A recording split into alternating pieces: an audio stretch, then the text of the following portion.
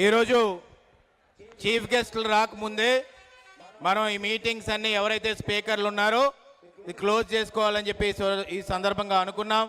కాబట్టి ఇక్కడికి విచ్చేసిన యువకులందరికీ నియోజకవర్గ నలుమూలల నుంచి కూడా ఈ యువశక్తి కార్యక్రమానికి విచ్చేసిన ప్రతి ఒక్కరికి పేరు పేరున శిరస్సు వంచిన హృదయపూర్వక కృతజ్ఞతలు నమస్కారాలు తెలుపుకుంటున్నానండి.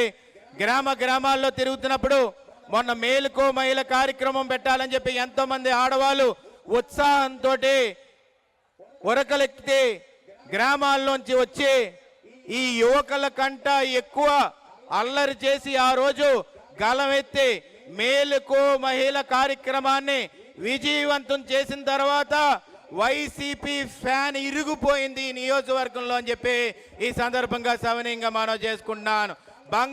బంగాళాఖాతంలో కలిపేస్తామని చెప్పి మహిళలందరూ కూడా ప్రమాణం చేసి ముందుకెళ్ళి గ్రామాల్లో ఇంటింటికి తిరిగి సైకిల్ గుర్తుకి కమలం గుర్తుకి ఓటేయాలని చెప్పి ఆ రోజు మహిళలు ఒక ప్రమాణం చేసి దీక్షతో ముందడుగేశారు. ఈ రోజు యువకులు కూడా అంతే ఉత్సాహంతో ముందుకెళ్ళాలి. అయ్యన్న నాయకత్వం, అయ్యన్న నాయకత్వం, అయ్యన్న నాయకత్వం, అందరూ కూడా ఉత్సాహంతో ఉండాలి. ఈరోజు ఈ కార్యక్రమం ప్రత్యేకంగా యువకులకే పెట్టడం జరిగింది. దానివల్ల దాన్ని ఉద్దేశించి వంగవీటి రాధా గారిని ఈ కార్యక్రమానికి ముఖ్య అతిథిగా ఆహ్వానించినట్నే ఆయన తిరుపతిలోని మదనపల్లిలో క్యాంపెయినింగ్ ఉన్నా కూడా ఆ క్యాంపెయిన్ క్యాన్సిల్ చేసుకొని అయ్యన్న పాత్ర గారి మీద అభిమానంతో, అయ్యన్న పాత్ర గారు స్నేహ స్వభావి కాబట్టి ఆయన నిజాయితీగా గలవెత్తి పోరాడాడు కాబట్టి రంగా గారు కూడా పోరాడి విజయవాడలోనే కాదు ఆంధ్ర రాష్ట్ర అప్పుడు కంబైన్ ఆంధ్ర రాష్ట్ర నలుమూలల నుంచి కూడా బడుగు బలహీన వర్గాలకి ముందుకు తీసుకెళ్లే నాయకుడు కాబట్టి ఆయన కొడుగ్గా నిజాయితీగా బతుకుతూ ప్రాంతాలకు అతీతంగా, కులాలకు అతీతంగా, మతాలకు అతీతంగా అందరి యువశక్తిలోని యువకులందరినీ కూడా ముందుకు తీసుకెళ్లాలనే ఏకైక ఉద్దేశంతో ఈ రోజు నర్సీపట్నం ప్రాంతానికి విచ్చేస్తున్న వంగవీటి రాధా గారికి మన యువకులందరం కూడా ఒకసారి చప్పట్లతో స్వాగతం తెలపవలసిన అవసరం ఎంతైనా ఉందని చెప్పి ఈ సందర్భంగా చెప్పదలుచుకున్నాను. ఆయన ఈ వేదిక దగ్గరకు వచ్చేసరికి నర్సీపట్నం మొత్తం హోరెత్తాలి, నర్సీ మొత్తం కూడా రీసౌండ్ రావాలి. ఏదైతే మాట్లాడుతున్నాడో ఈ ఎమ్మెల్యే గణేష్ కానీ వైసీపీ అధ్యక్షుడు ఎవరైతే జగన్మోహన్ రెడ్డి ప్యాలెస్ లో పడుకొని రాళ్ళిచ్చి కొట్టించుకుంటున్నాడో వాడికి కూడా అర్థం అవ్వాలి. నర్సీపట్నం అంటే చిన్న విషయం కాదు, ఈ గడ్డ అయ్యన్న అడ్డ అని చెప్పి ఈ సందర్భంగా మనం ఆలోచించాలి. పిడికలెత్తి ముందుకెళ్ళాలి. యువశక్తి అంటే చాసామస విషయం కాదు. ఎవడన్నా యువకుడిని నడి రోడ్డు మీద గెలుకుతే ఒక్కొక్కడికి కూడా తాట తీస్తారనే మెసేజ్ ని ఈ వేదిక మీద నుంచి ఇవ్వాలని చెప్పి సందర్భంగా చెప్పదలుచుకున్నాను. సోదరులారా, ఈ నర్సీపట్నంలో ఎన్నో కేసులు పెట్టారు. అయ్యన్న పాత్ర గారి మీద 18 కేసులు పెట్టారు, నా మీద 19 కేసులు పెట్టారు, ఎఫ్ఐఆర్లు వేశారు. ఏరా అవినీతి చేస్తే వేసారా అని అడిగితే లేదు, జగన్మోహన్ రెడ్డి మీద మాట్లాడకూడదంట. జగన్మోహన్ రెడ్డి మీద మాట్లాడకూడదని చెప్పి అంబేద్కర్ గారు ఏమన్నా రాజ్యాంగంలో రాశారా అండి? ఈ రాజ్యాంగం రాజారెడ్డి రాజ్యాంగం. అంబేద్కర్ గారి జయంతి రోజు నేను ఒకటే చెప్పాను, ఆ మహానాయకుడికి నివాళులు కల్పించాలంటే ఆయన ఇచ్చిన ఫ్రీడమ్ ఆఫ్ స్పీచ్ ని ముందుకు తీసుకెళ్ళాలి. ఆయన మనందరికీ లిబర్టీ ఇచ్చారు. ఆయన అందరికీ కూడా చెప్పాడు, ఎక్కడ ఏ వేదిక మీదైనా స్వేచ్ఛతో గలవచ్చని చెప్పాడు.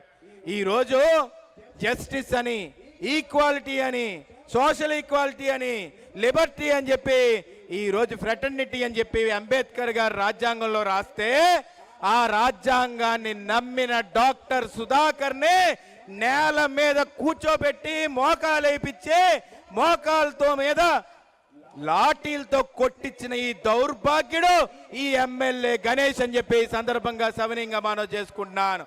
సిగ్గు లజ్జ ఏమైనా ఉండాలి. ఒక డాక్టర్ మొత్తం ఇంజెక్షన్ ఇచ్చే డాక్టర్ని రోడ్డు మీద పెట్టి కొట్టిస్తావా? నీ ఆఫీస్కి తీసుకెళ్లి క్షమించమని చెప్పి మోకాల మీద కూర్చోబెట్టి సంతకం పెట్టిస్తావా? వాళ్ళమ్మ మొన్న మాట్లాడుతూ ఏమన్నారండి, ఆ తల్లి నా కడుపు కోత కోసాడు, నా కొడుకు లేకుండా చేశాడు, దళిత వర్గాలకు ఆదర్శంగా నిలిచిన డాక్టర్ సుధాకర్ని చంపేశారమ్మా.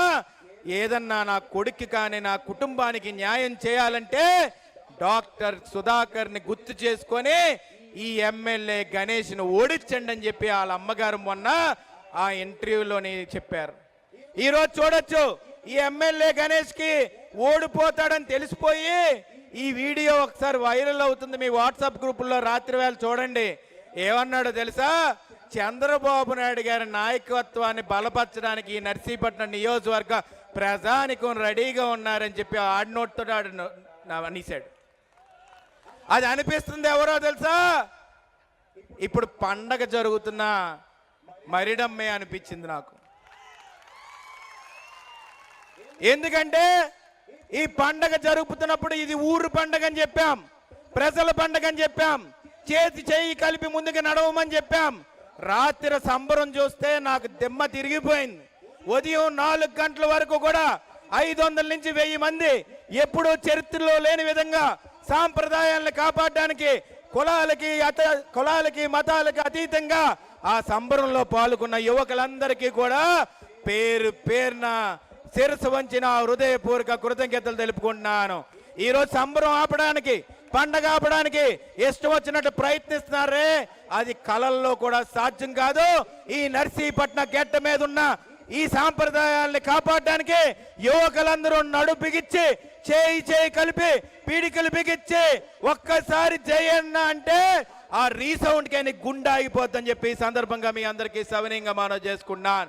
రేపు రానున్న రోజుల్లో రాబోతుంది ఉమ్మడి ప్రభుత్వం, ఎన్డీఏ ప్రభుత్వం, కూటమి గెలవబోతుంది. అయ్యన్న పాత్రుడు గారు ఎమ్మెల్యే అవ్వబోతున్నారు, మంత్రి అవ్వబోతున్నారు. ఈ నియోజకవర్గానికి పూర్వ వైభవం రాబోతుంది. యువకుల భవిష్యత్తు కాపాడబోతున్నారు. అక్కడ మాక్వారపాలెంలో ఎండ్రాక్ ఫ్యాక్టరీ ఉంటే ఆ ఫ్యాక్టరీలో యువకులు ఉద్యోగాలు ఇప్పించడానికి 1,50,000 రూపాయలు లంచాలు తీసుకుంటున్నారండి, సిగ్గు లేకుండా ఈ వైసీపీ నాయకులు. అలాంటి లంచాలు తీసుకునే వాళ్ళని మెడలో వంచి కూర్చోబెట్టి లంచాలు తీసుకోవడం తప్పు అని చెప్పాలా లేదా అనేది ఒకసారి మీరు అందరూ ఆలోచించాలి. ఉపాధి లేదు, ఆ ఫ్యాక్టరీని అడిగే దమ్ము లేదు, పోలీస్ ఆఫీసర్కి ఫోన్ చేయమంటే ఫోన్ చేసే సత్తా లేదు, యువకుల భవిష్యత్తు కాపాడడానికి నీ దగ్గర తాకత్తు లేదు, దమ్ము లేదు, రాజ్యాంగాన్ని కాపాడడానికి తెలివి లేదు. నర్సీపట్నం నియోజకవర్గానికి గాలికి ఎదిగావు, గాలికి వచ్చావు, రేపు సూట్ కేసు సర్దుకొని బాపిరాజు కొత్తపల్లికి కూడా పోతావు. కానీ ఈ నర్సీపట్నం గడ్డని కాపాడే దమ్ము సత్తా ఏదన్నా ఉందంటే అది అయ్యన్న పాత్రుడు గారికి తప్ప ఎవరికి లేదని చెప్పి ఈ సందర్భంగా చెప్పదలుచుకున్నాను. సీఎం రమేష్ గారు ఎంపీ క్యాండిడేట్ గా పోటీ చేస్తున్నారు. ఆయన కమలం గుర్తుకి మనం ఓటేయాలి. ఎందుకంటే ఆయన పెద్ద పారిశ్రామికవేత్త, అభివృద్ధి చేశాడు, ఒక అవినీతిలో మచ్చలేదు. ఇప్పుడు దాకా అవినీతి అంటే ఏంటో తెలియదు. నరేంద్ర మోడీ గారితో డైరెక్ట్ గా మాట్లాడే సత్తా దమ్ముంది. ఈ ఎమ్మెల్యేలాగా వెళ్ళి సెల్ఫీ తీసుకోవడం కాదు, వెళ్ళిపోయి ఆ సీఎం దగ్గరికి వెళ్తాడు, కాళ్ళు చేతులు పిసికెత్తుంటాడు, సెల్ఫీ తీసుకొని వచ్చేస్తాడు. ₹1 కూడా మన నియోజకవర్గానికి తేడు. కానీ సీఎం రమేష్ గారు అలా కాదు, సెంట్రల్ గవర్నమెంట్ దగ్గరికి వెళ్ళి సత్తాతోటి మన ప్రాంతాన్ని అభివృద్ధి చేసే ఏకైక నాయకుడు సీఎం రమేష్ గారు. అలాంటి వ్యక్తిని కమలం గుర్తుకి ఓటేసి గెలిపించి నేను ప్రత్యేకంగా చెప్తున్నాను మీకు, 2 లక్షల భారీ మెజార్టీతో గెలవబోతున్నారు సీఎం రమేష్ గారు అని చెప్పి ఈ సందర్భంగా సవినయంగా మనవి చేసుకున్నాను. అయ్యన్న పాత్రుడు గారికి సైకిల్ గుర్తు మీద ఓటేసి అయ్యన్న పాత్రుడు గారిని 30,000 పైన మెజార్టీతో గెలిపించి అదే మెజార్టీని సీఎం రమేష్ గారికి కూడా ఇచ్చి రేపు ఈ 2 లక్షల మెజార్టీతో ఈ పార్లమెంట్ లో గెలిపించాలి. అప్పుడు ఉంటుంది వీళ్ళకి, ఎక్కడ పరిగెడతాడో వాడికే తెలియదు. తోక ఉండదు, తల ఉండదు, ఇష్టం వచ్చినట్టు మండం తోక లేకుండా రోడ్ల మీద గిలగిలా కొట్టుకునేలాగా ఈ వైసీపీ నాయకులకి అప్పుడు దిగుతుంది మత్తు, మేము ప్రభుత్వంలో లేవని. అందుకే సోదరులారా మీ అందరికీ చెప్తున్నాను, అరాచకం పెరిగిపోయింది. మొన్న ఒక అబ్బాయి నా దగ్గరకు వచ్చాడు, అన్నా నేను 1,50,000 రూపాయలు కట్టాను ఉద్యోగానికి అన్నాడు. నేను అన్నాను, బ్రదర్ ఎందుకు కట్టావు, అమాయకంగా తప్పు కదా, నువ్వు తెలివి ఉండేవాడు కదా అంటే, అన్న ఈ 1,50,000 రూపాయల లంచం తీసుకొని వైసీపీ నాయకుడు ఈ 1,50,000 నీకు తిరిగి రావాలంటే నాకు ఓటేయమని అడుగుతున్నాడట సిగ్గు లేకుండా. ఎవడన్నా అప్పు ఇచ్చినోడు మన కష్టాలుంటే నాయకుడి దగ్గరికి వెళ్ళి నాకు కష్టం ఉంది తీర్చండి అని అడుగుతాం. కానీ మన దగ్గరే డబ్బులు తీసుకొని మళ్ళీ డబ్బులు ఇవ్వాలంటే నాకు ఓటేయండి అని అడుగుతున్నాడంటే ఆడు మోసగాడా నాయకుడా అనేది ఒకసారి మీరు అందరూ ఆలోచించవలసిన అవసరం ఎంతైనా ఉందని చెప్పి సందర్భంగా చెప్పదలుచుకున్నాను. 150 పడకల హాస్పిటల్ తీసుకొచ్చింది అయ్యన్న పాత్రుడు, డిగ్రీ కాలేజ్ తీసుకొచ్చింది అయ్యన్న పాత్రుడు, పాలిటెక్నిక్ కాలేజ్ తీసుకొచ్చింది అయ్యన్న పాత్రుడు, ఐటీఐ కాలేజ్ తీసుకొచ్చింది అయ్యన్న పాత్రుడు, ఎన్టీఆర్ స్టేడియం తీసుకొచ్చింది అయ్యన్న పాత్రుడు. ఈ నర్సీపట్నం నియోజకవర్గంలో 2,300 కోట్లతోటి అభివృద్ధి చేసేది అయ్యన్న పాత్రుడు గారు. అలాంటి వ్యక్తిత్వం కలిగిన వ్యక్తి 40 సంవత్సరాల రాజకీయ చరిత్రలో ఒక మచ్చనిది లేకుండా దమ్ముండి ఇచ్చాపురం నుంచి పులివెందుల వరకు ఎవడన్నా సత్తా ఉండి దమ్ముండి గలవెత్తి ఆ జగన్మోహన్ రెడ్డికి వెన్నులో వణుకు పుట్టించాడంటే అది అయ్యన్న పాత్రుడు వల్లే సాధ్యమైందనేది గుర్తుపెట్టుకోవాల్సిన అవసరం ఎంతైనా ఉందని చెప్పి సందర్భంగా చెప్పదలుచుకున్నాను. రారా దమ్ముంటే నన్ను కాల్చు, పేక మీద కత్తి పెట్టి కొయ్యి, అయినా కానీ నేను గలవెత్తుతూనే ఉంటానని చెప్పి చెప్పిన ఏకైక దమ్మున్న నాయకుడు అయ్యన్న.